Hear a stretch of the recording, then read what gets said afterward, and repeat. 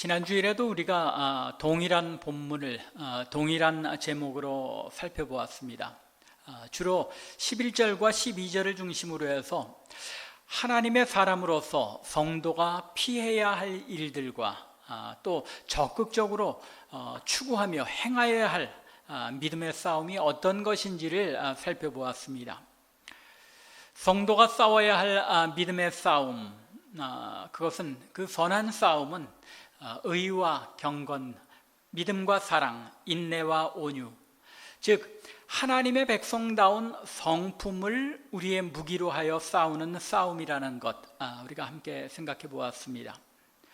또한 디모데뿐만 아니라 성도는 이 싸움을 위하여 부르심을 받았기에 그리스도께서 나타나실 그날까지 흠도 없고 책망받을 것도 없이 이 명령을 지켜 행하여야 한다는 것이었습니다. 오늘은 이어서 13절부터 16절의 말씀에 중심을 두고 사도 바울이 왜 디모데에게 이 명령을 행하는 것인지, 또 이 명령을 지키라고 하면서 왜 하나님을 언급하며 찬양을 돌리고 있는지에 대하여 함께 생각해 보며 은혜를 나누고자 합니다. 여러분들이 오늘 본문을 읽으실 때 그냥 내용을 문자 그대로 쭉 읽어나가시다 보면 14절부터 13절 그리고 또 15절 16절에서 사도 바울이 이 말을 왜 하는 건가 조금 단절이 되는 그런 느낌이 드셨을 겁니다. 사도 바울은 11절과 12절에서 디모데에게 믿음의 선한 싸움을 싸우라고 명령한 후에 이제 13절에서 이 명령이 하나님 앞과 그리스도 예수 앞에서 하는 명령이라는 사실을 분명하게 언급합니다. 왜 디모데에게 이 명령이 하나님 앞에서 그리고 그리스도 앞에서 명하는 것임을 알려주고 있는 것입니까? 또 그렇게 언급함으로써 사도 바울이 디모데가 이것을 어떻게 받아들이기를 원했다는 것입니까? 그 의도가 무엇이냐는 것입니다. 당연히 가장 먼저 우리가 생각해 볼 수 있는 것은 이 명령이 얼마나 엄중한 것인지를 일깨워 주려는 의도가 있는 것이 분명합니다. 디모데야, 이 믿음의 선한 싸움을 잘 싸워라. 이 명령을 끝까지 지켜 행하라. 그런데 이것이 내가 명하는 것이 아니다. 하나님 앞과 그리스도 예수 앞에서 하는 명령이다. 무슨 얘기입니까? 하나님께서 내게 주시는 명령이고 예수 그리스도께서 내게 주시는 명령이라는 것입니다. 그러므로 이 명령을 가볍게 여기지 말라는 것입니다.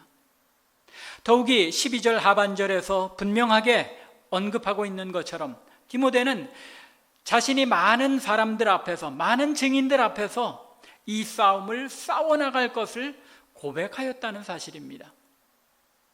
이게 지금 어떤 사건을 의미하는지 정확히 우리가 언급할 수는 없지만 대체적으로 생각할 때 많은 사람들 앞에서 증언하였다는 것, 선한 증언을 하였다는 것, 이것은 디모데가 안수를 받을 때에 이 회중 앞에서 하나님께서 주신 이 사명을 내가 굳게 지켜나가겠습니다 하고 고백하였던, 여기 증언이라는 말이 사실은 영어로는 confession이라고 번역이 되어 있습니다. 그 말은 많은 사람들 앞에서 고백했다는 거죠. 자신의 신앙을 고백함으로써 그것을 증거로 성도들이 받아들이게 하였다는 것입니다. 여하튼 이렇게 이 명령이 엄중한 명령이라는 사실을 강조하면서 하나님 앞과 예수 그리스도 앞에서 명하는 것임을 언급할 뿐만 아니라 하나님께서 어떤 분이신지를 언급하며 찬양을 하고 있는 데에는 분명한 이유가 있습니다. 그 이유는 바로 디모데의 상황이 매우 좋지 않았다는 것입니다. 디모데의 목회 상황이 상당히 힘든 가운데 있었다는 것입니다. 우리가 알고 있는 것처럼 디모데는 나이가 어렸습니다. 그래서 사도 바울이 디모데전서 4장 12절에서 뭐라고 말합니까? 누구든지 내 연소함을 업신여기지 못하게 하고 오직 말과 행실과 사랑과 믿음과 정절에 있어서 믿는 자에게 본이 되어 라고 말하고 있습니다. 이야기는 어리다고 해서 업신여기지 못하게 믿음의 성숙함을 본을 보여라 하고 말하고 있는 것입니다.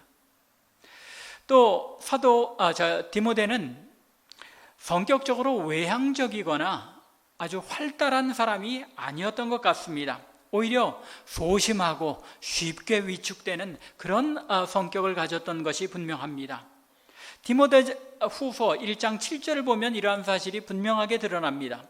하나님이 우리에게 주신 것은 두려워하는 마음이 아니니 오직 능력과 사랑과 절제하는 마음이니. 디모데가 두려워하고 있었다는 거죠. 염려하고 근심하고 있기 때문에 디모데야, 하나님께서 우리 사역자들에게 주신 마음은 두려워하는 마음이 아니다. 오직 능력과 사랑과 절제하는 이런 마음을 하나님께서 우리에게 주셨을 뿐이다 라고 말하고 있는 것입니다. 더 나아가 디모데전서 5장 23절에서 사도 바울은 디모데에게 이제부터는 물만 마시지 말고 내 위장과 자주 나는 병을 위하여 포도주를 조금씩 쓰라라고 권면합니다. 이 사실은 디모데가 육신적으로 건강이 좋았다는 이야기입니까? 아니라는 얘기죠.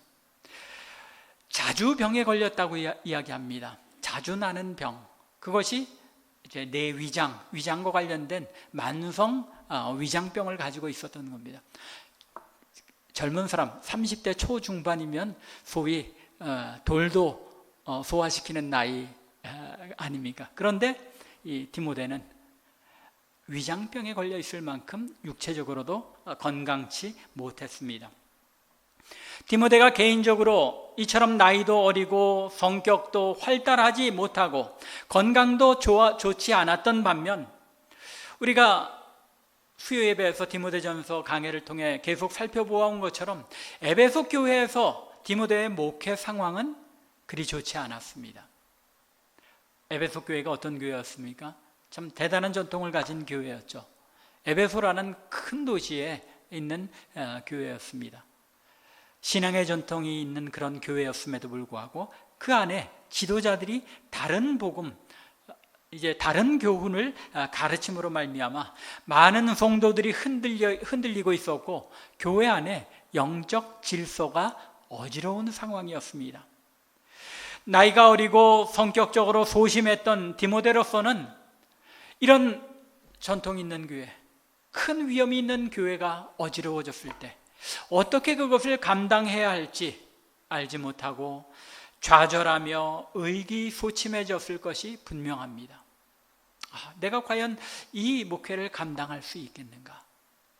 내가 이 어려움을 극복해낼 수 있겠는가 하고 굉장히 당황하고 또 혼돈된 그런 상황이었다는 것입니다. 바로 이런 이유 때문에 사도 바울은 이 디모데전서에서 디모데를 여러 차례에 걸쳐서 격려합니다.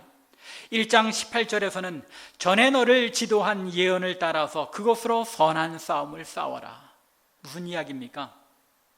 전에 너를 내가 이제 안수받을 때에 다른 사람들을 통하여 하나님께서 예언을 주시고 너의 은사를 이야기했던 것처럼 그 사명을 가지고 잘 이 싸움을 이겨내라. 지금 맡겨진 목회 상황을 잘 극복하고 이겨내라 라고 권면하고 있는 것입니다. 또 4장 12절부터 15절에서도 내 연소함을 누구도 업신여기지 못하게 믿음의 보현을 보이라고 권면하면서 14절에 보면 내 속에 있는 은사 곧 장로의 회에서 안수받을 때에 예언을 통하여 받은 것을 가볍게 여기지 말아라. 하나님께서 내게 은사를 주셨고 또 예언을 통해서 그 은사를 확증해 주셨는데 너에게 이런 은사를 가지고 사역을 감당할 수 있도록 맡겨주신 것, 그것을 가볍게 여기지 마라. 하나님께서 분명히 내 은사를 통해 일하실 것이다 라고 권면하고 있는 것입니다. 그런데 이제 그것으로도 부족해서 오늘 본문에서는 하나님이 어떤 분이신지 또 그리스도께서 어떻게 그 사역을 이루셨는지를 언급하면서 디모데에게 용기를 북돋아주고 있는 것입니다. 굉장히 심각한 상황이었기에 사도 바울이 이 디모데전서라는 이 6장의 편지에서 거듭 3번이나 반복해서 이 디모데를 격려하고 용기를 북돋아주고 있는 것입니다. 그것도 처음에는 내 사명을 잘 기억해라 하고 사명을 일깨워주면서 북돋았지만 오늘 본문에서는 하나님 앞에서 그리고 예수 그리스도 앞에서 내가 이 명령을 한다, 이 명령을 끝까지 지켜라라고 격려하고 있는 것입니다. 그러면 하나님에 대하여, 그리스도에 대하여 사도 바울이 언급하고 있는 구체적인 이유가 무엇입니까? 물론 앞서 말씀드린 대로 이 명령의 엄중함을 일깨워주려고 격려한 것은 당연합니다. 그런데 하나님의 어떤 점이, 또 그리스도의 사역이 나타내는 어떤 점이 디모데에게 격려가 된다는 것입니까? 바울은 오늘 본문에서 하나님이 어떤 분이신지에 대하여 많은 사실들을 언급하고 있습니다. 먼저 13절에 보면 만물을 살게 하신 하나님 앞과라고 말합니다. 하나님이 어떤 분이시라고요? 만물을 살게 하시는 하나님이라고 언급합니다.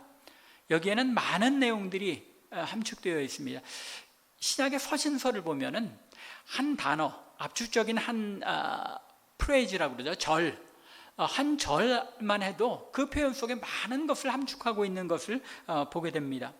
여기 만물을 살게 하신이라고 되어 있는데 이 표현은 이제 영어로는 give life라고 되어 있습니다. 생명을 주신다는 그런 의미죠.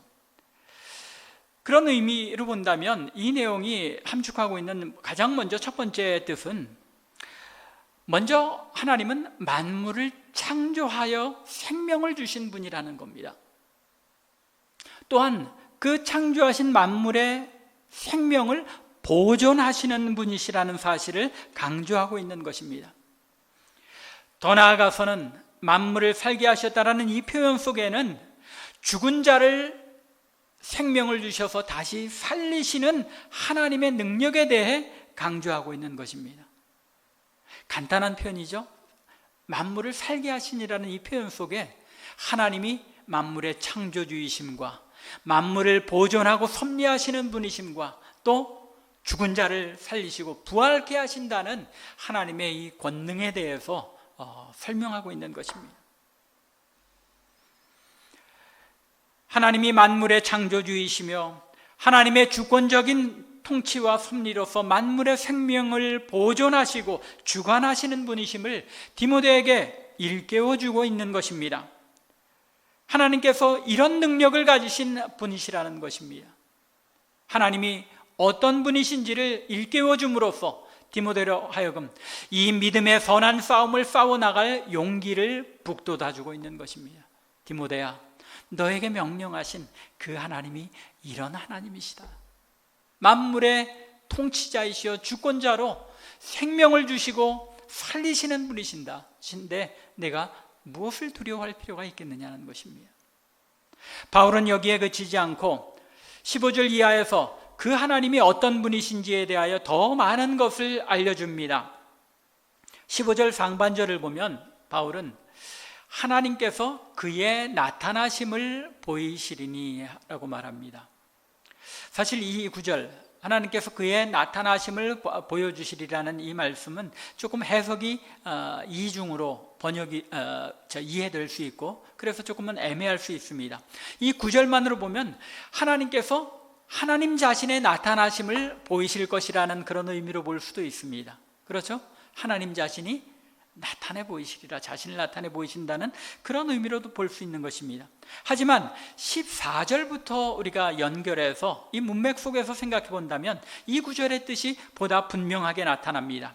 14절에서 우리 주 예수 그리스도께서 나타나실 때까지 흠도 없고 책망받을 것도 없이 이 명령을 지키라고 명령한 후에 기약이 이르면 하나님이 그의 나타나심을 보이시리니라고 말씀하고 있는 것입니다. 따라서 여기서 기약이 이르면 누구의 나타나심을 보이신다는 겁니까?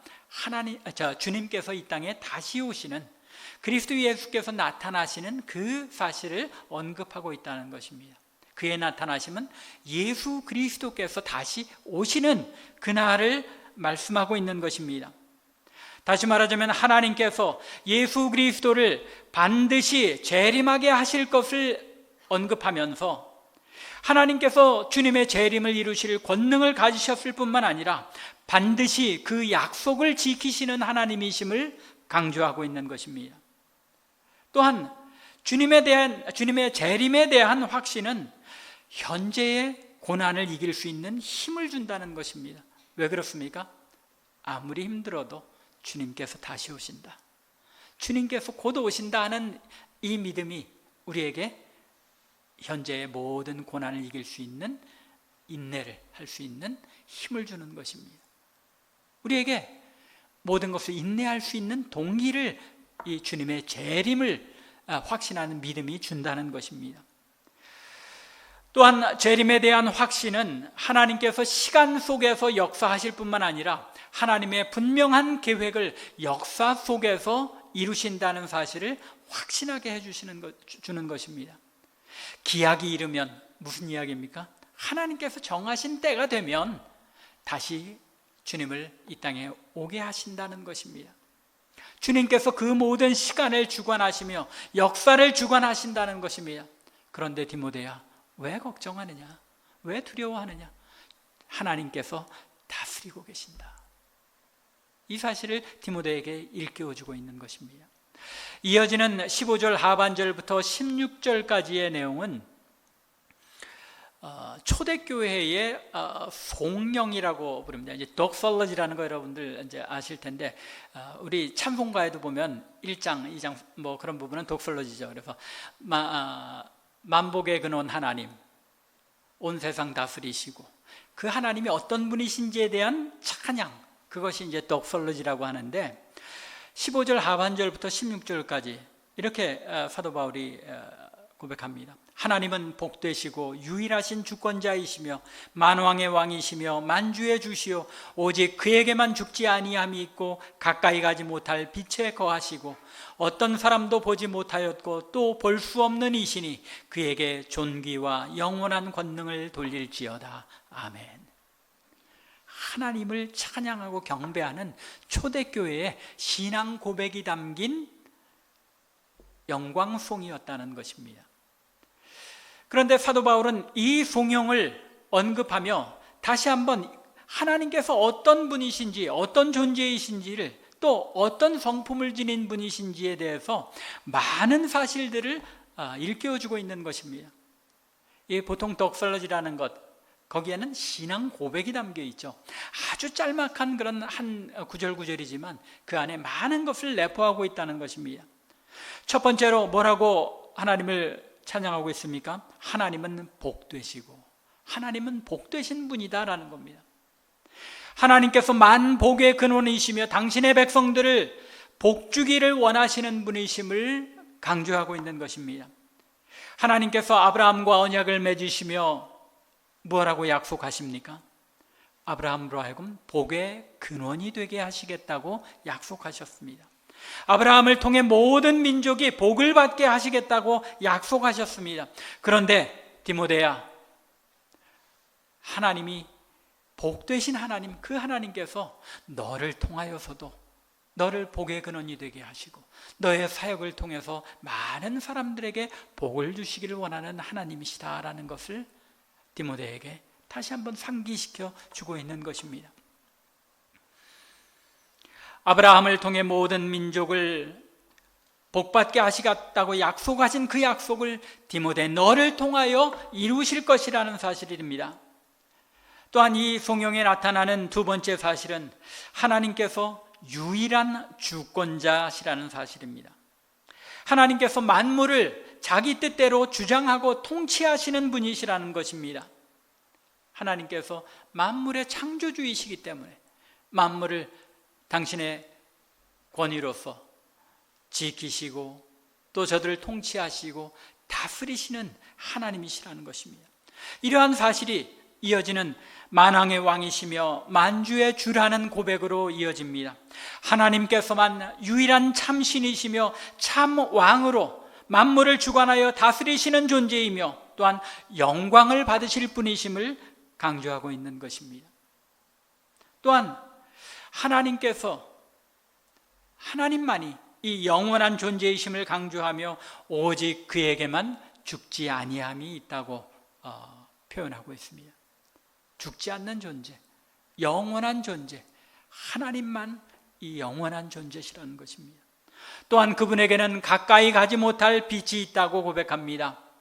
무슨 빛이죠? 하나님의 영광의 광채죠.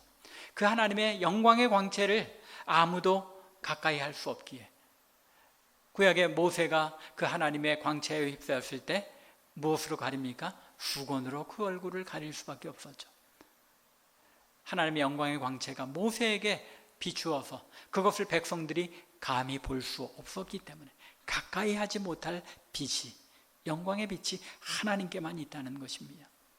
나아가 어떤 사람도 감히 그분을 보지 못하였고 또 볼 수 없는 분이심을 밝힙니다. 하나님께서 어떤 분이신지, 얼마나 위대한 분이신지, 또 그 하나님께서 우리를 통하여 복을 주기를 원하시는 분이시라는 사실을 강조하면서 하나님께 존귀와 영광을, 그 영광을 찬양하는 것으로 마무리합니다. 사도 바울이 지금 디모데에게 무엇을 일깨워주며 강조하고 있는 것입니까? 하나님이 어떤 분이신지를 기억하라는 것입니다. 하나님은 당신의 백성에게 복 주시는 복의 근원이실 뿐만 아니라 만왕의 왕, 만주의 주로서 우주 만물을 통치하시고 다스리시는 유일한 주권자로서 만물을 창조하고 주관하시는 영광 중에 거하시는 하나님 아니시냐는 것입니다. 여러분, 이것이 디모데만, 사도 바울만의 하나님입니까? 우리의 하나님이시잖아요. 우리의 하나님이 어떤 분이신지를 기억하자는 것입니다. 이러한 사실이 에베소 교회를 사역하면서 많이 의기소침하고 절망하며 건강도 좋지 않아서 과연 내가 이 목회를 감당할 수 있을지 고민하고 있었던 젊은 목회자 디모데에게 얼마나 큰 위로가 되었겠습니까?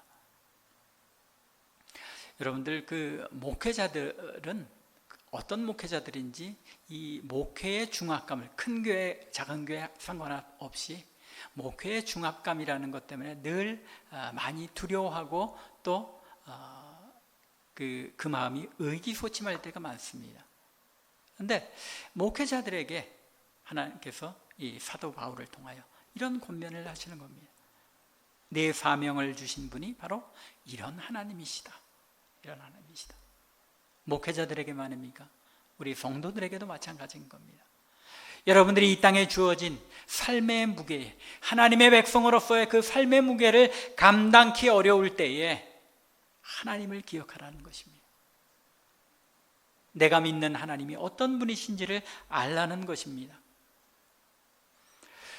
사도 바울은 여기에 그치지 않고 예수 그리스도께서 어떤 사역을 감당하셨는지를 언급하면서 디모데를 격려합니다. 13절 계속해서 보면은 본디오 빌라도를 향하여 선한 증언을 하신 그리스도 예수 앞에서 내가 너를 명한다 라고 말합니다. 본디오 빌라도 앞에서 선한 증언을 하셨다는 것, 이 말씀 역시도 많은 내용을 내포하고 있죠. 여러분들, 우리가 이런 짤막짤막한 이 신앙 고백의 내용들을 고백할 때도 우리가 얼마만큼 많이 알고 있느냐에 따라서 거기에 여기에 이렇게 큰 의미가, 많은 의미가 담겼구나 하고 깨닫고 고백하게 되는 겁니다. 우리 사도신경을 오늘도 고백했는데 사도신경을 보면은 뭐라고 합니까? 주님께서 빌라도 앞에서 신문 받으시고 빌라도에게 고난당하시고 십자가에 달려 죽으시고 죽은 지 사흘 만에 다시 사신 것을 우리가 고백하잖아요. 아주 짧은 간단한 하나하나의 내용입니다. 그런데 그 내용 속에는 많은 것이 담겨 있다는 것입니다. 문자적으로 단순히 빌라도 앞에서 고백했다는 그 사실만을 의미하지는 않습니다. 물론 그런 의미도 담겨 있죠. 문자적으로 이 구절을 이해한다면 주님께서 빌라도에게 신문을 받으셨고 또 재판을 받으실 때 보이셨던 그 주님의 모습을 상기시키는 말씀이기도 합니다. 왜냐하면 요한복음 18장을 보면 주님께서 빌라도에게 심판을 받으실 때에 빌라도가 뭐라고 묻습니까? 내가 유대인의 왕이냐? 내가 왕이 아니냐? 내 말에 따르면 내가 유대인의 왕이라는 것 아니냐라고 묻습니다. 그때 주님께서 뭐라고 대답합니까? 내 말과 같이 내가 왕이라 라고 대답하십니다. 이 증언, 바로 이 증언을 이야기하는 것이죠. 빌라도에게 주님께서 내가 바로 왕이다 라고 대답하는 것이 어떤 의미인지 예수님께서 모르지 않으셨을 겁니다. 로마 황제 시저가 있습니다. 그리고 그 시저가 분봉한 이 총독이 바로 빌라도입니다. 그런데 빌라도 앞에서 시저가 왕이 아니라 내가 왕이라고 밝힌다는 것, 그것은 반역으로 간주되어서 죽임을 당할 것이 분명한 그런 고백입니다. 그럼에도 불구하고 주님께서는 그 고백을, 자신의 목숨을 빼앗길 것을 아시면서도 자신이 왕이시며 메시아이심을 선포하심으로써 자신의 사명을 완수하셨다는 것입니다. 바울은 디모데에게 자신의 사명을 담대하게 완수하신 주님의 마지막 순간을 떠올리게 함으로써 디모데 역시 자신의 사명을 끝까지 감당하며 이 명령을 지켜낼 것을 격려하고 있는 것입니다. 그런데 바울이 여기서 말하고자 하는 것은 단순히 주님께서 빌라도 앞에서 하신 그 말씀만을 가리키는 것이 아니라는 것입니다. 한 걸음 더 나아가서 주님의 마지막 순간을 떠올리게 함으로써 사도 바울은 우리가 신앙 고백에서 고백하는 것처럼 주님께서 십자가에 달려 죽으심으로써 이루신 그 구속 사역 전체를 언급한 것으로 보아야 한다는 것입니다. 본디오 빌라도 앞에서 선한 증거를 하심으로써 고난을 받으시고 십자가에 못 박혀 죽으신 주님을 다시 한번 디모데로 하여금 기억하게 함으로써 디모데가 자신의 사역을 감당하는데 용기를 얻게 하기 위해 바울이 이 말씀을 하고 있다는 것입니다. 디모데야, 주님께서 본디오 빌라도 앞에서 선한 증거를 하시고 그것으로 말미암아 고난당하시고 죽으심으로써 이루신 놀라운 구원 사역을 기억해 보아라. 주님의 그 피로 말미암아 내가 구원을 얻었고 내가 이 사명을, 이 명령을 받은 것 아니냐. 주님의 십자가를 기억하면서 이 사명을 감당하고 이 싸움을 이기고 명령을 지켜라 라고 권면하고 있는 것입니다. 고난 가운데서도 묵묵히 자신의 사명을 감당하셔서 모든 하나님의 백성을 구원하신 주님처럼 디모데 역시도 힘들고 어려운 믿음의 선한 싸움 가운데서도 묵묵히 자신의 사명을 감당하며 이 명령을 지켜나갈 것을 격려하고 있는 것입니다. 바울이 디모데에게 하나님 앞과 그리스도 예수 앞에서 이 믿음의 선한 싸움을 싸워나갈 것을 명한다라고 하나님 앞, 그리스도 앞을 강조한 이유가 바로 여기에 있는 것입니다. 디모데로 하여금 하나님이 어떤 분이신지를 기억하고 힘을 얻어서 자신의 사명을 끝까지 묵묵히 감당하신 주님처럼 이 믿음의 선한 싸움을 싸우는 이 사명을, 이 명령을 담대하게 감당하고 지켜나가라고 격려한 것입니다. 이제 말씀을 맺겠습니다. 이미 말씀드린 것처럼 디모데는 감당하기 어려운 사명을 지고 힘든 사역을 이어가고 있었습니다. 11절을 시작하며 사도 바울은 디모데를 어떻게 부릅니까? 오직 너 하나님의 사람아 라고 아주 엄중하고 영광스러운 호칭으로 부르고 있습니다. 그런데 이 호칭은 어떤 면에서 생각해 본다면 감당하기 어려운 싸움을 싸워나가고 있는 디모데를 향하여 바울이 얼마나 애정을 가지고 연민을 가지고 부르고 있는지를 생각해 볼 수 있습니다. 디모데야, 너 하나님의 사람아. 감당하기 어려운 싸움을 싸워나가고 있는 이 젊은 목회자에게 내 싸움에 그 힘든 것, 어려운 것 잘 안다. 그러나 우리는 하나님의 사람이라는 것을 상기시켜주고 있는 것입니다. 디모데로 하여금 자신이 하나님께 속한 사람임을 일깨워주는 동시에 믿음의 싸움을 싸우고 영생을 취하라고 권면하면서 디모데가 부르심을 받은 것이 바로 이 싸움을 위해서 부르심을 받은 것임을 일깨워주며 디모데 자신이 많은 사람들 앞에서 이 믿음의 선한 싸움을 싸워낼 것을 고백하며 증언하였다는 사실을 일깨워주고 있는 것입니다. 그리고 더 나아가서 하나님께서 어떤 분이신지를 언급하고 묵묵히 고난당하시면서도 자신의 사명을 끝까지 감당하여 하나님께서 계획하신 놀라운 구원의 사역을 이루신 주님을 언급하면서 디모데를 향한 이 명령을 지키라라는 명령이 바로 사도 바울이 아닌 하나님께서 또 자신의 사명을 완전히 이루신 그리스도께서 주시는 명령인 것을 분명하게 알려주고 있는 것입니다. 이 말씀이 디모데에게 얼마나 큰 힘과 위로가 되었겠습니까? 하나님이 어떤 분이신지를 분명히 아는 것 너무나도 중요한 일입니다. 내가 믿는 하나님이 어떤 하나님인지를, 어떤 분이신지를 아는 것이 우리의 삶을 좌우하기 때문입니다. 어린아이조차도 자기 아버지가 어떤 사람인지를 아느냐에 따라서 그 행동과 사람 됨됨이가 달라지죠. 아주 어렸을 때는 우리 아버지는 힘이 세, 그 정도죠. 우리 아버지는 뭐든지 할 수 있어 하는 그런 말로만 하지만 점점 커갈수록 우리 아버지가 이런 성품과 이런 인격을 가지신 분이시는 거구나 하는 것을 깨달아가면 자녀들도 거기서 아버지를 닮아가며 존귀한 그 삶의 모습을 본받게 되는 것입니다. 마찬가지로 성도에게 하나님이 어떤 분이신지를 분명히 아는 것은 그 사람의 믿음의 삶의 내용과 그 삶의 질을 달라지게 하는 것입니다. 여러분들, 내 믿음의 삶이, 내 믿음의 인격이 아직 왜 이것밖에 되지 못하는가 하고 생각될 때가 있습니까? 하나님의 말씀을 통하여 하나님이 어떤 분이신지를 더 깊이 알아가시기 바랍니다. 그때에 우리의 삶이, 우리의 인격이 변화되는 것입니다. 우리의 믿음이 부족하다고요?